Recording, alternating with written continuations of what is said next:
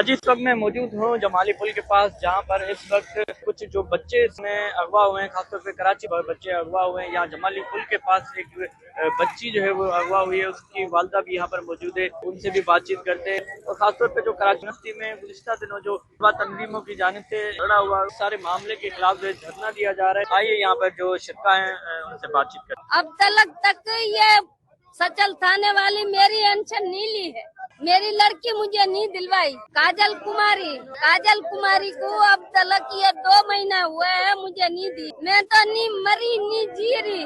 मर जाते हैं ना बंदे, मर जाते हैं, उसका एक दुख होता है। ये तो बार बार दुख हो रहा है, नहीं मरती हूँ नहीं जीती हूँ। आज का हमारा एहतजाजी धरना इधर जमाली पुल सुपर हाईवे पर इसी हवाले से था कि जो ना कराची से कश्मीर तक जितने भी मासूम बच्चे अगवा किए गए हैं उनको फौरी तौर पर बाजियाब कराया जाए। काजल कुमारी को अगवा किया गया, उसकी वालदा इधर मौजूद है। उसकी मुद्दत में जब FIR हुई तो उसके होना तो ये चाहिए था, उसकी जो ना बेटी को बाजियाब कराया जाता, लेकिन उसके बरक्स ये हुआ, वालदा को मुद्दत होने के सजा दी गई, उसको जो ना शदीद टार्चर करके उसको जख्मी किया गया। ये जो कराची यूनिवर्सिटी में हमारे सिंधी शागिर्दों के ऊपर सिंधी शोबे के अंदर जो ना हमला किया है, और लेडीज को भी जख्मी किया गया है। वहाँ की चेयरपर्सन सिंधी शोबे की, उसको भी जख्मी किया गया है। जी, मुबैना तौर पर अगवा होने वाली बच्ची काजल कुमारी की वालदा की आपने बात सुनी। उनका कहना है कि उनकी बच्ची जो है 2 महीने से लापता है।